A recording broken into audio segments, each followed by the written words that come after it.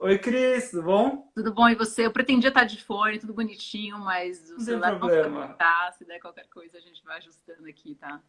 Não, até converso com o Rodolfo. Se tiver algum áudio cortando, é melhor eu tirar o meu fone e a gente os dois sem fone. Se Tá for bom. melhor para o áudio, para a galera ouvir aí. É, Cris, obrigado por obrigada a aceitar o nosso vocês pelo convite. convite. Que legal que você pôde participar. Sei que você está na correria aí com muita gente, mas sei pessoalmente que você está na correria, mas que bom que você aceitou o convite e hoje vai poder bater esse papo com a gente. O pessoal do Music em Rede vai te conhecer. O pessoal que te segue vai conhecer o Music em Rede. E bem legal, obrigado de verdade. Mais uma vez aceitar o Mais uma vez convite, né? junto, né? Era Com uma certeza. diferença aí. Sim. Bom, então, para quem não te conhece, que veio pelo Music in Rede, se quiser se apresentar rapidamente, contar um pouco da sua trajetória na música, e a gente começa o bate-papo.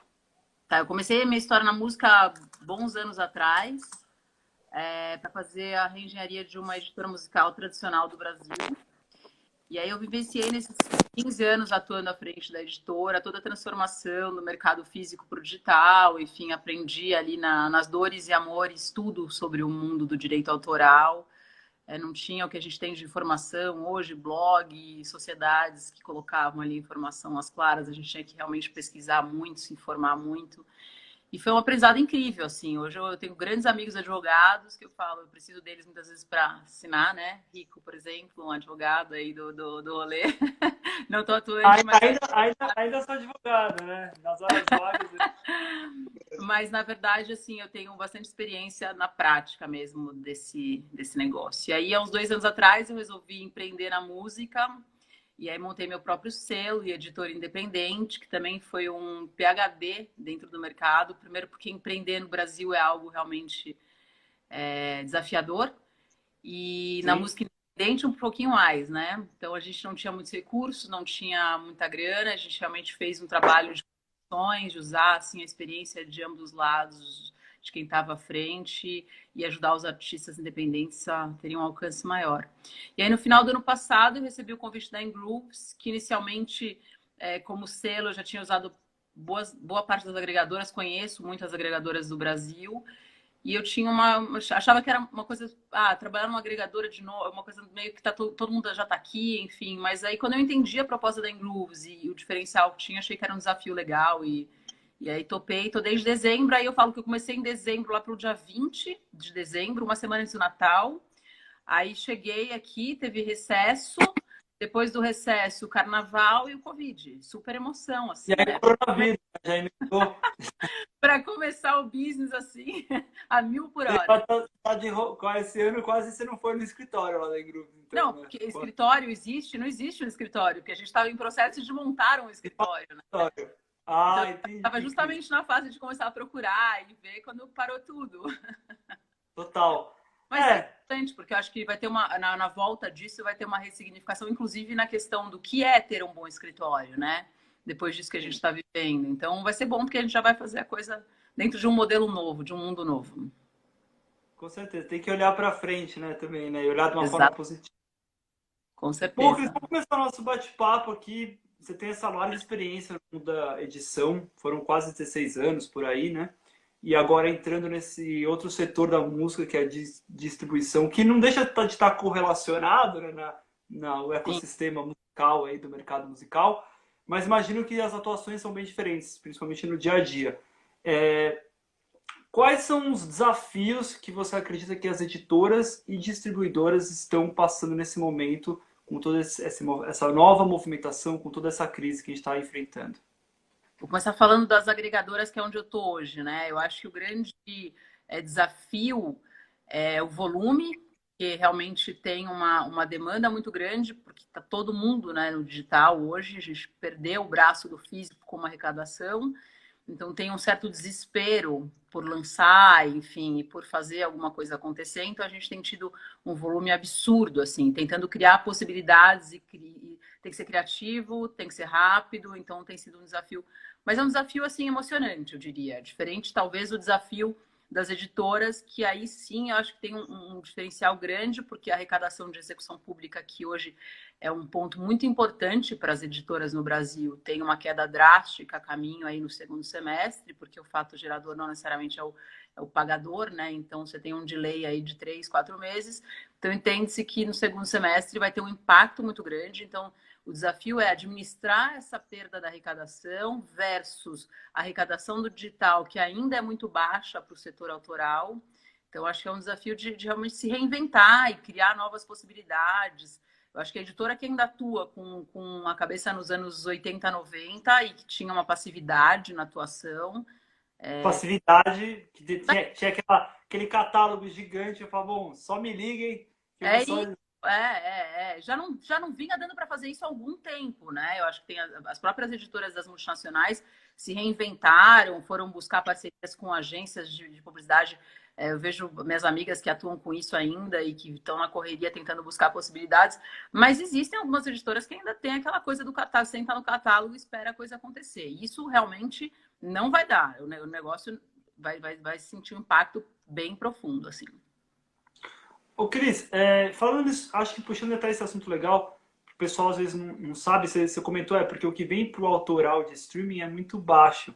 E é um assunto pouquíssimo debatido. A gente está sempre escutando que, claro, tá um fonograma lá, né? Então tem aquelas porcentagens que normalmente quem recebe o dinheiro da agregadora vai direto para o produtor fonográfico, para a pessoa que cadastrou o responsável ali, normalmente o produtor fonográfico. Isso. Mas tem essa parte autoral, que é uma parte que pouca gente fala, né? Para onde vai, quanto que é, da grana toda que vem do streaming.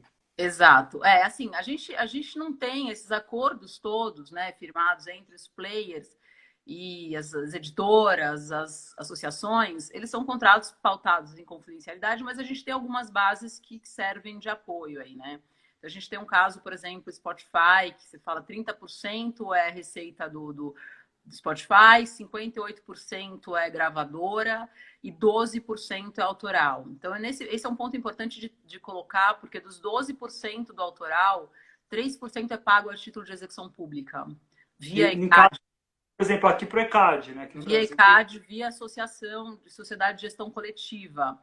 E 9%, se você não for filiado, não tiver uma editora filiada ao BEM, ou se você não for uma editora afiliada a Abramo Digital, se eu não me engano, a Socimpro também está fazendo isso agora, a Socimpro Digital, e você não tiver meio que esses órgãos te sustentando, é um pouco mais difícil de receber. Eu conheço editoras que assinam direto com uma plataforma que faz a arrecadação, mas o cara tem que bater porta a porta de player para assinar um contrato direto. E a gente já entende que as bases são baixas. Se você deixar de receber o 2/3 dessa parte... a gente já falou de 9% em cima dos 100% que já é. E aí você vê que a maior parte, muita gente não consegue receber. É surreal, assim. Muita gente não consegue receber. Mas, Cris, se você é um artista e não tem editora, você não consegue retirar esse dinheiro que vem da parte autoral dos streamings? Olha, você vai conseguir a parte... Primeiro que assim, na verdade, essa parte, né, só para que tem não sei quanto que as pessoas que estão acompanhando aí, elas têm esse conhecimento, que seria a parte da obra, né? Então a gente fala do autor e compositor, que é titular de direito desses direitos. Os 3% da execução pública, se ele tiver filiado a uma sociedade, ele vai receber. Aliás, inacreditável que tem muito compositor que não é filiado em sociedade. Então, dica número 1 do processo da cadeia, vá lá e se filie numa sociedade, temos 7 no Brasil. Agora, o percentual do digital, que seria o antigo fonomecânico, que está relacionado, que é o digital do autoral, se você não tiver numa dessas formas de arrecadação, você não recebe. Se você não tiver uma editora afiliada ao BEM, se você não tiver dentro da Abramos Digital, se você não tiver na Socimpro Digital, se você não tiver um player internacional que tenha acordos globais, tchau, dançou, não recebe. Agora, eu vou fazer só uma provocação antes de ir para a próxima pergunta, que eu sei que eu já desviei um pouco do assunto, que é uma coisa tão pouco falada, que essa parte do autoral na parte da reprodução digital é tão pouco falada. Imagina o que tem de verba retida, né, da parte autoral dos streamings. Principalmente 9%. Os 9%, exatamente. Exatamente os 9%. Porque quantas músicas que estão no streaming não estão editadas, editoras, né? Sim, muitas. E aí, esse dinheiro provavelmente, eu não sei se fica com a Albem, se fica com o streaming, eu não sei, mas enfim. Então, Aí já são outros assuntos, né? Mas, fica no ar aí a questão, mas é, é um não sei assunto. se é igual ao ECAD, que é 5 anos de retiro e depois redistribui na cadeia toda, não sei como funciona, mas é uma coisa, um tema aí que até me interessa bastante pessoalmente, deve ter um monte de coisa minha É um lá. tema para pesquisar e realmente assim, esses acordos, quando eles foram feitos inicialmente, era uma outra situação, né? Então pensa Sim. que hoje o mundo vive do digital. Então, eu tenho uma amiga minha assistindo aqui que é advogada que ela já mandou um cri-cri, mas é isso, fica aquele assunto que você fala, É, bom, porque agora esse é um assunto, assim, muito pouco debatido mesmo. E agora que a gente a gente está pode migrando conversar de sobre fato. ele depois, que quando a gente voltar à vida normal, a gente senta num bar e conversa sobre ele. Eu acho que é Tá melhor. bom. É que eu tenho que buscar uns royalties lá, que deve ter distribuído. Bom, legal. Bom, a gente está vivendo essa nova fase do mercado musical, que não é bem uma nova fase, talvez foi uma aceleração de algo que já estava acontecendo, como a gente já vem falando com uma galera aqui no Música em Rede, o pessoal vem trocando essa ideia de que a gente só acelerou alguns processos que já estavam acontecendo, não tem nada extremamente novo, tem várias coisas novas, mas não algo que realmente só surgiu por causa da pandemia, pelo menos do que eu vi, né? Você pode até contar da sua experiência depois. E vários novos modelos de negócio na música começaram a aparecer. Alguns que têm dado certo e alguns que talvez não tenham dado certo. Tudo bem, né? Estamos em 2 meses de pandemia, 2 meses de talvez de até mais de 2 meses já agora, né? Já Aqui no Brasil, 2 meses no Brasil. isolamento, né? De brecar o nosso mercado musical, que já começou, foi o primeiro a ser impactado, inclusive. Hum. Quais vocês acham, quais são esses novos modelos que te chamaram a atenção, que você acha, nossa, já deu um resultado legal? Quais você fala, putz, esses aqui realmente não deram resultado ainda? O que você tem visto sobre esse novo mercado que está se formando? Eu acho que eu estava falando agora à tarde, numa outra live que eu fiz, que está muito difícil a gente olhar para frente e ter respostas muito conclusivas, assim. O que eu acho é que a gente já viu que tem coisas que vieram para ficar, assim. Então, uma live no YouTube, outras plataformas que estão aparecendo de live, que são super interessantes, isso veio para ficar, não vai mudar. Porque o ao vivo não vai desaparecer, até porque o ao vivo é ao vivo e não dá para comparar. Mas também Sim, tem um alcance de você chegar em lugares que você não chegaria com o ao vivo, né? Então, o mas você show não acha que tem força no futuro, por exemplo, voltando os shows normais às lives, você acha que elas vão ter a mesma força do que elas têm nesse não vão momento? ter a mesma força, mas é uma coisa que vai ficar. Vai ficar e é uma forma de você, por exemplo, você não consegue chegar em alguns lugares, ou se a sua audiência não consegue chegar a você. Hoje você permite numa live que milhares de pessoas que não têm condição de te ver ao vivo vão te assistir. Então não é uma forma inteligente de manter a audiência em alta. Acho que veio para ficar, já tem outras formas aí em shows dentro de games, que são estruturas super interessantes para você diversificar a sua audiência, atingir um público mais jovem. Então, eu vejo isso com bons olhos. O ao vivo é o ao vivo sempre. Dentro do nosso setor independente, onde a gente sabe da necessidade do cara de estar presente, de ser visto, ser lembrado, vender seu merchan ali na porta do Sesc, isso é fundamental. Mas eu acho que O da caixa mesma final é gordo, né? O merchan sempre pesa legal, então, né? você paga mais do que o próprio show, né? Então, isso realmente é mais. Organizadinha a lojinha, né? Então tem Se a lojinha for bonitinha, a galera vende mesmo. Mas, assim, ao mesmo tempo, né, Rico, eu acho que as próprias plataformas estão criando condição de você colocar o seu merchan para vender online. Eu acho que a gente tem uma globalização, e mesmo no Brasil, pensando no Brasil, a gente tem um Brasil gigantesco. Então, a live, o mundo digital, virtual, ele te permite alcançar lugares que você não alcançaria. Então, eu acho que isso é uma coisa positiva, né? Agora, sim, também tem aquela coisa, começam a se criar condições. Você vai mudando, né? Então, você cria condições. As próprias plataformas já exigem algumas melhores práticas para lives, inclusive. Então, não adianta você fazer sua live no Instagram e não ter nenhum tipo de ação antes. É a mesma coisa que lançar um produto sem nenhuma ação e achar que vai estourar. Você tem alguns preparos para fazer uma live no Instagram e de divulgação que vão se tornar melhores práticas, como você tem hoje para lançar um áudio nas plataformas. Sim, o novo, exatamente o novo. É que é isso, né? Com a entrada da publicidade nas lives, com esse peso que eles entraram nesse momento, né? As marcas entrando com esse investimento em live, Que assim, eu realmente comentei com uma galera que eu desconheço, pelo menos no meu ponto de vista, de tanto investimento de marca em live antes da pandemia. Não, na verdade nem tinha. Eu acho que assim, não tinha, de fato. Como está hoje, não tinha. Mas, ao mesmo tempo, é isso, né? As marcas também entenderam que elas chegam mais longe, dependendo do que Chegam e mais barato, esse é o pior, né? chegam mais longe, assim, quer queira ou quer não, ela vai lá, ela atravessa fronteiras que ela não atravessava com a live. Então o cara coloca lá a propaganda do, não vamos falar nomes de marcas, mas da carne X ou da bebida Y, e ele está sendo visto no mundo inteiro. Né? Se você hoje vai tentar esse alcance, você não consegue. Então, eu acho que tem um lado positivo. Entra na questão, que aí a gente não vai entrar nisso agora porque é muito técnico, mas entra na questão, é uma sincronização ou não é? Eu penso que é simplesmente uma reprodução, sincronização é uma outra situação, mas isso é uma questão discutida, e que se o mercado entender um dia na vida que é uma sincronização, isso vai ser mudado, enfim. O que eu acho é que a gente tem que entender que no momento que a gente está vivendo, qualquer apoio é fundamental. Aí você fala, mas só tem apoio para as lives gigantescas do sertanejo. Não, eu recentemente teve uma live de uma dupla que a gente distribui e que teve apoio de marca. Depende do alcance que você tem também, porque a marca também não vai ficar ali, tipo, jogando um investimento numa live que você vai ter um alcance de 5 pessoas. Sim, claro, faz sentido, né? Nesse sentido. E ou se fizer que a marca faça, né, seu próprio festival e tá rolando bastante, tem rolado bastante. Bem interessante, né? Também aquele setor de. A gente tá vendo essa inovação no mundo dos games, né? Que eu acho que é um temaço aí Você que. viu o Travis Scott no Fortnite? Eu não entrei, porque você falou que seu filho joga Fortnite. É que eu nunca joguei Fortnite.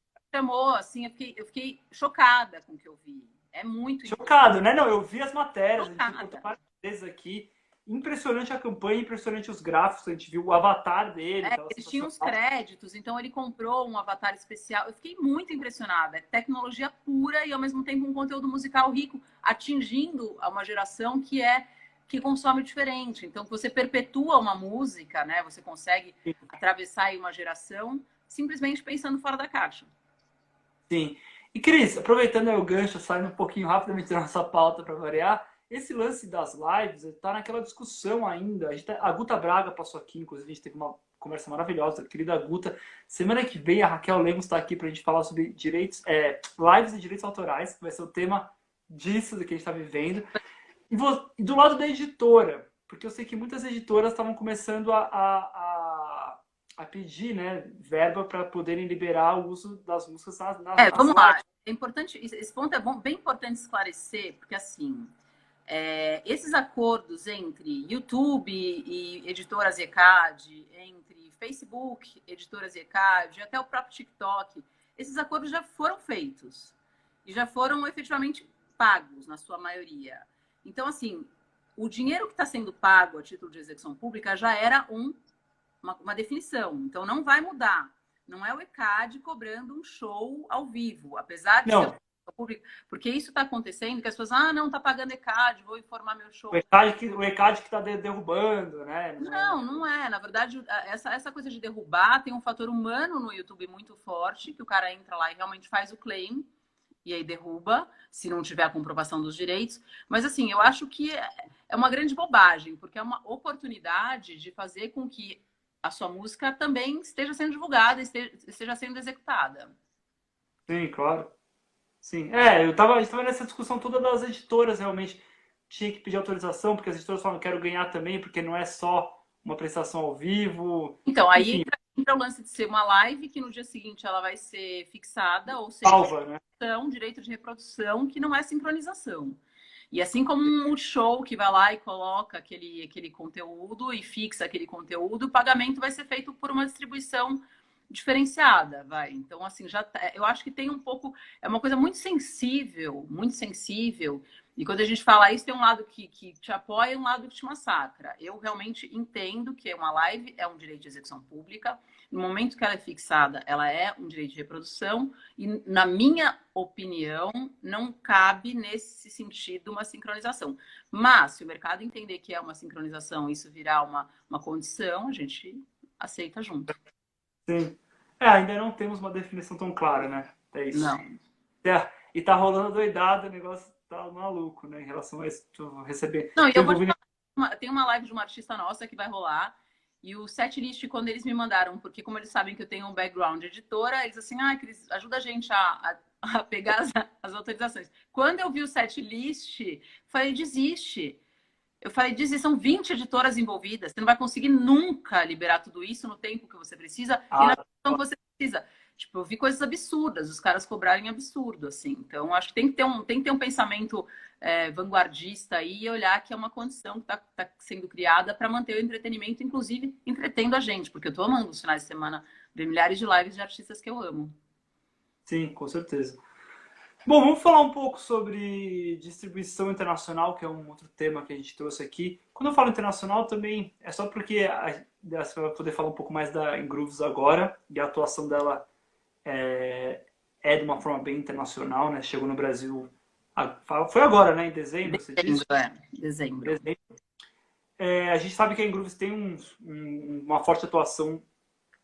E eu queria que você contasse para a gente sobre a estratégia da empresa no Brasil. Ela acabou de chegar, né? Então ela é uma empresa nova, uma agregadora nova.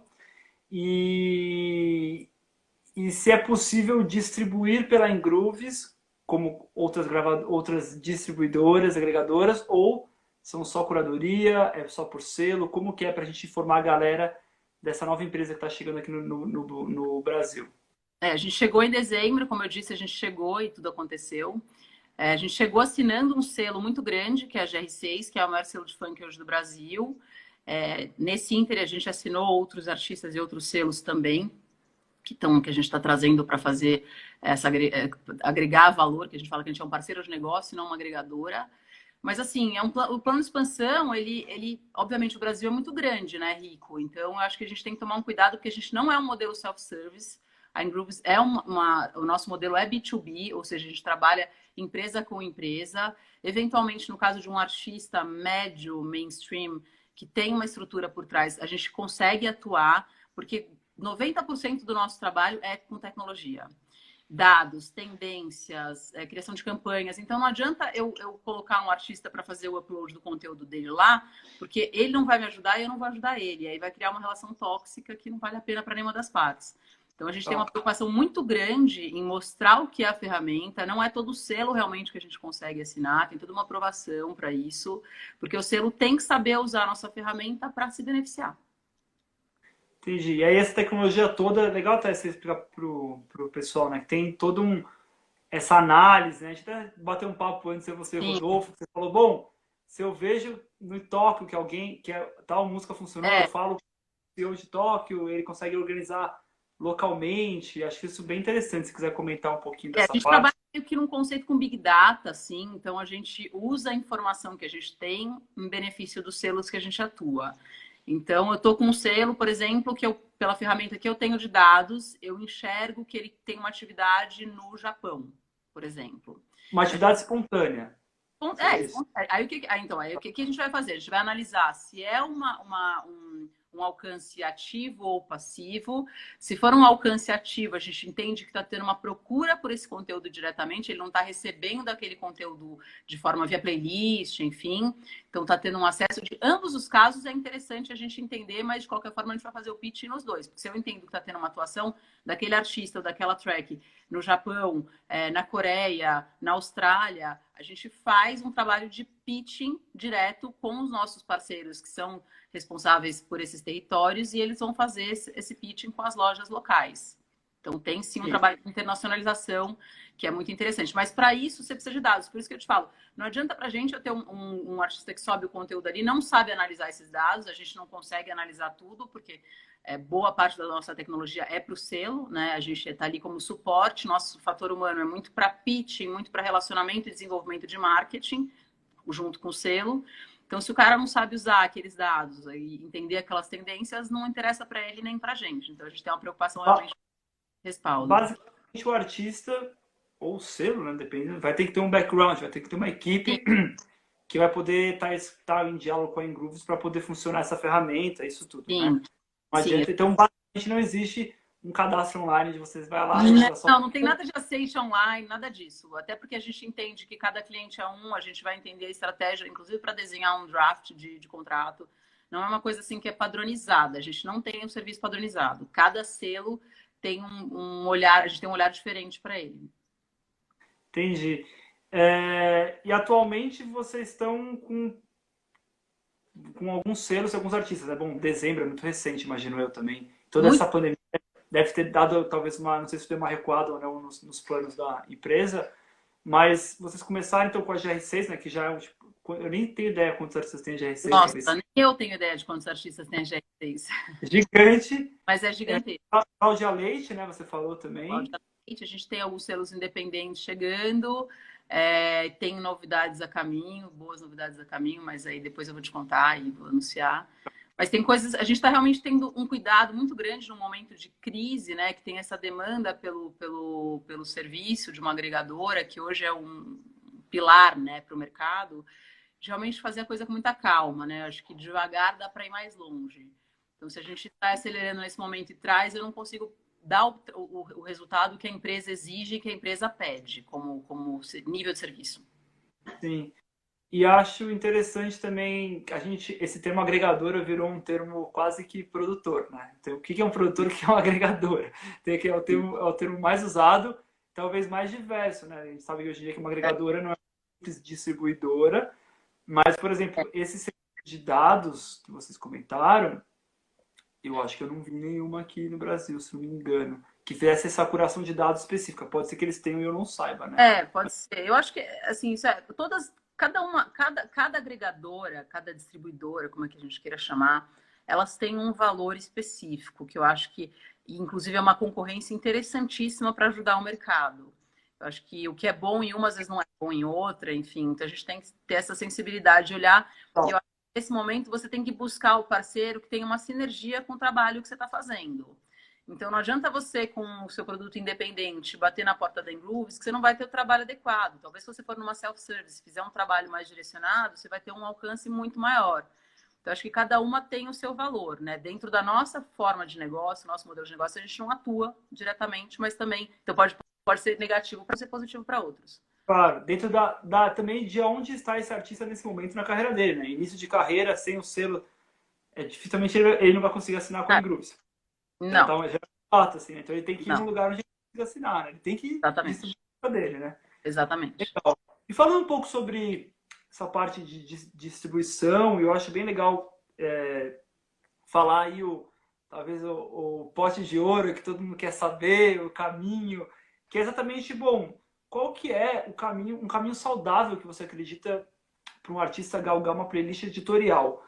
Para o pessoal aqui que não sabe o que é uma playlist editorial, é uma playlist realizada, uma playlist oficial dos streamings, então do Spotify, Deezer, Tidal, Apple Music, enfim, qual for, tem as suas playlists oficiais que já tem uma base de seguidores muito grande e que ajudam muito, não só em números, como ajudam a valorar o próprio trabalho do artista, né? Ajudam a criar fã, a criar seguidor.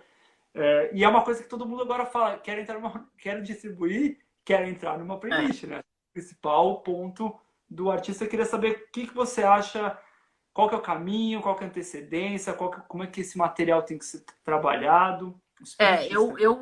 Eu fiz, eu até comentei com você que eu fiz na minha coluna do Mundo da Música, eu fiz uma sobre o tema, né, que era o que fazer para minha música entrar numa playlist, né, e normalmente a primeira coisa, a culpa é do agregador que não conseguiu, né, e tá errado, na verdade, para você atingir uma playlist, você tem todo um passo de planejamento anterior que pode te ajudar. Primeiro que você tem que saber que cada loja, a Deezer, o Spotify, a Amazon, a Apple, cada um tem uma particularidade de melhores práticas. Então, a partir daí, você vai entender o que você vai fazer para atingir esses caras. Você vai fazer seu próprio lançamento, você vai criar o seu release, vai fazer o seu pitching direto pela plataforma, faz uma campanhazinha de marketing, não tenho grana, não consigo. Pô, tem milhares de possibilidades. Um mês antes, você vai lá e cria uma açãozinha, para quem me seguir, para quem me divulgar, vai participar da minha live, qualquer coisa, assim, tem milhares de possibilidades. Usar ferramentas de engagement como o TikTok, como o Instagram, como um braço de apoio para divulgação, que são parceiros excelentes para isso. Então não adianta você achar que você vai jogar o seu conteúdo porque a sua música é incrível, maravilhosa, perfeita, e que você vai chegar em algum lugar. Você tem um passo a passo antes para chegar. O agregador faz um trabalho de pitching que é um trabalho padrão. Todo mundo vai fazer o trabalho de pitching. Então, não é porque a Ingrooves faz, a One faz, ou a Dito faz, e que faz diferente. Faz igual. A única coisa é que realmente você tem que ter um trabalho em conjunto, né? Uma somatória de forças. Eu acho que o grande diferencial aí está no marketing, no planejamento de marketing, para que isso chegue mais longe. Senão fica, infelizmente, aqueles belíssimos singles ou álbuns de gaveta, né? Que são pouco divulgados. E quando o artista não é conhecido, quando ele é conhecido, ele já tem... O editor da já conhece, né? Vai ver, já conheço essa pessoa. Mas para quem não conhece... novo, fazer um trabalho de se vender. Então, você tem que fazer um release bem explicado, assim. Release do single, release do artista, né? Umas fotos do legais. Single, às vezes é importante, porque o cara ele vai receber lá assim, esse produto é maravilhoso. Ok. Então, assim, se preocupa em fazer um release decente, em contar a história daquela música, ou do projeto, se for um projeto grande, se for um lançamento específico. Porque pensando que a loja, ela espera conteúdos. Se você sobe lá um conteúdo sem contar nada e não tem nenhum planejamento, aquilo não vai ter uma atenção. Sabe uma coisa legal também, Cris? Uma experiência minha própria numa banda antiga que eu tinha, a gente conseguiu algumas pautas jornalísticas e até um destaque em streaming que foram muito elogiados a capa do álbum. As pessoas, nossa, que capa legal. Tipo, a capa era essa identidade visual, que é uma coisa super importante, né, para qualquer projeto musical, mas... E às vezes para muita gente passa meio batido. E uma boa capa gera um bom interesse de pelo menos ouvir a música, né? Então, sim. Não, e assim, o menos é mais. Às vezes o cara quer fazer uma coisa super glamourizada e não dá resultado. Faz 2 traços, arte moderna ali, já... Pede pro filho fazer um desenho, muitas vezes a criatividade funciona. E é difícil essa pergunta, né? Que aí o pessoal... eu trabalho com produção musical, gravo uma galera também. O pessoal pergunta, pô, mas eu quero fazer uma música, o que os streamings querem ouvir, né? O que o streaming quer? E é muito louco, né? Pensar esse reverso, que não faz tanto sentido, mas a gente acaba pensando sempre em mercado popular para entender o que está acontecendo na cena, não para fazer igual, mas para tentar trazer paralelos e referências. Sim. E aí, só que de um lado da distribuidora, o que você enxerga que é uma música que você fala, olha, essa música tem mais chances de formar melhor no streaming ou não? Olha, é relativo, mas assim, obviamente que uma música que tem uma pegada muito pro ao vivo, uma música eletrônica, super, tipo, balada. Eu estava até comentando ontem com um cara falando sobre isso. É difícil a gente fazer um trabalho agora, na pandemia, por exemplo, uma música que é super balada dentro do universo do digital. A gente consegue, mas assim, talvez não tenha o alcance esperado que fosse para uma rave lá e a música explodir. Então, tem conteúdos que eles falam mais com o universo ao vivo, né? Mas eu acho que a gente está vivendo um momento tão caixinha de surpresa que, assim, a minha recomendação para os selos independentes e para os artistas independentes é, se você tiver um produto com uma qualidade, né? Qualidade técnica, um áudio decente, com uma boa mixagem, com uma boa masterização, com uma capa minimamente bonita e bem feita, lance. Lance porque... os grandes projetos das grandes gravadoras, eles dependem de fatores que estão impossibilitados nesse momento. Então, depende do ao vivo não vai acontecer. Então, é uma forma do independente ter uma chance maior. Então, eu aconselho muito a sair lançando e arriscar. Eu acho que tem que arriscar. Obviamente que em tempos de pandemia a gente tem um aumento pelo consumo de músicas kids, porque tem muitas crianças em casa para entreter, os pais colocam. Músicas kids e música clássica. Música clássica, você tem música nostálgica, porque a pessoa está numa crise de ansiedade, se sentindo infeliz, ela vai buscar uma música que ela escutava na adolescência, que faz bem. Então, a gente percebe um resgate de catálogo muito interessante nesse momento. E músicas de mood, né? De meditação, que isso cresceu absurdamente.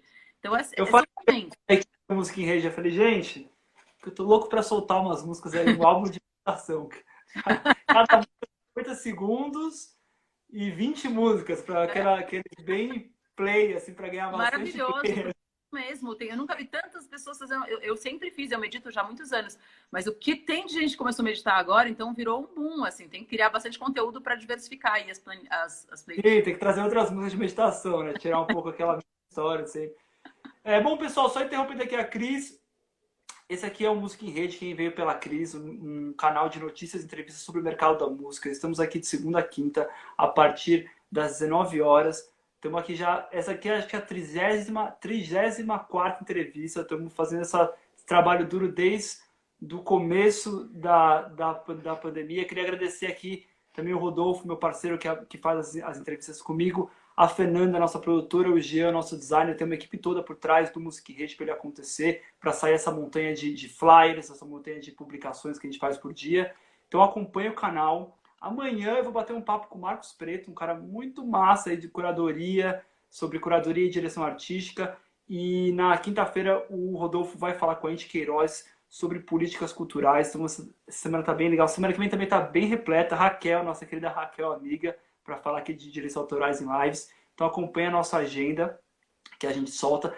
Toda sexta-feira a gente solta o nosso podcast, que a gente grava na sexta e já solta na sexta seguinte. Essa sexta também chega um podcast novo. Tá lá no Spotify, tá nos streaming, Deezer, Amazon, Música em Rede também. Sigam nossos canais, tá aqui em cima, é só clicar. Música em Rede Oficial no Instagram, Música em Rede Oficial também no Facebook, onde a gente coloca as notícias que a gente dá aqui no começo de cada programa.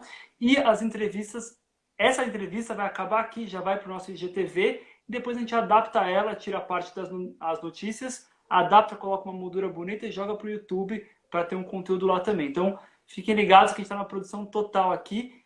E, Cris, estamos caminhando para o final aqui da entrevista. Que pena. Infelizmente, a gente poderia ficar aqui horas falando. Eu mesmo queria tirar tantas dúvidas. Um dia eu quero tirar essa dúvida aí do autoral. Onde está esse dinheiro? Onde está essa grana toda? É recente os acordos, né? Streaming em 2015 e tal. Então eu tenho uns 9% aí alto que eu queria saber onde que tá da galera que não tem editora, que é a grande maioria. Então, acho que é um tema aí que a gente pode até... A gente pode fazer uma outra rodada. Pode fazer no podcast. Ou podcast. Vou deixar essa pro podcast. Eu chamo você e a Raquel pro podcast. A gente vai no podcast só sobre. Maravilhoso. E a gente tem uma playlist oficial aqui do Música em Rede que cada convidado, cada entrevistado fala uma música pra gente. A gente coloca aqui na hora. Vejam lá, é uma playlist bem diversa, pessoal, porque, gente, cada convidado traz uma música, então você imagina. E a gente fala, traz o que você quiser, né? Às vezes a pessoa traz a música dela de trabalho, do artista que ela trabalha, ou a música que ela gosta. Queria saber qual que é a sua música pra gente colocar aqui na playlist oficial. Eu vou falar... Ai, como é difícil, gente, porque tem tantas, mas eu vou falar. Renato Godard, Chegada. Sabia que você ia falar do Renato Godard. Não sei porquê, não é conflito de interesse. Sim, eu sei que não é. Desculpa, qual que é o nome? Eu tô aqui aberto. Chegada. Pegada. Chegada. É a música que ele fez pro filho dele, pro Tom. Que legal, não conheço, eu vou ouvir. Nossa, a nossa playlist aqui tá bem grande já. Também 30. Que às vezes alguém pede duas e fala, tá bom, vai, a gente deixa duas, que não é ideal, mas tudo bem, né? A gente não vai recusar. Então uma playlist bem diversa, já estamos com 44 músicas, caramba. Que eu coloquei uma também, o Rodolfo também, a Fernanda também. Bem legal, vou ouvir depois, não conheço, Renato Godard. Bom, Cris, tem alguma consideração final para o pessoal? Eu falei aí dos 9%, o pessoal ficou louco. Eu imagino. Olha... O Rafael Gaga aqui, ó. Rafael Gaga, Zé Leandro faz hoje. Gente, não dá tempo de fazer hoje. E é um assunto que demanda tempo também. A gente tem que ter uma pré-explicação toda. Um vazamento por trás, para você chegar nos 9% e as pessoas entenderem o que isso significa, tem um passo a passo aí para explicar antes, que aí ia tomar metade da nossa live. Que tem que explicar, né, as fontes de renda do mundo da música, né, da onde vem, execução pública, produção digital, reprodução digital, sincronização, acho que é um papo longo, mas é um temaço, hein, pessoal, onde está os 9%? Vamos fazer um programa onde está os 9%. Também quero saber. Mas, Cris, quer deixar uma consideração final para o pessoal? Primeiro agradecer muito, adoro bater papo com você, em breve a gente vai poder bater papo ao vivo, se Deus quiser. E assim, a minha consideração é continuem produzindo, continuem trazendo conteúdo, o mercado independente está forte, a gente precisa disso, então, sem desânimo, bastante criação. Legal. Bom, pessoal, então amanhã a gente volta às 19h. Obrigado, Cris. Obrigada, Rico. A entrevista. E é isso. Estamos de volta aí amanhã com o Marcos Preto, vai ser bem legal, não perde essa, porque o Marcos Preto aí trabalhou com Gal Costa. Só vou falar só Gal Costa, o resto... o resto já... tem muita coisa ali, o currículo do cara é impressionante, realmente, então amanhã vai ser um bate-papo legal, direção artística, pouco falado também sobre direção artística, é um tema que pouco falado, e curadoria, né, que é o temaço também que o pessoal quer saber. Sim. Obrigado, Cris. Até uma Obrigada. próxima. Beijo, Rico. A gente se fala. Um beijo. Até. Tchau. Tchau.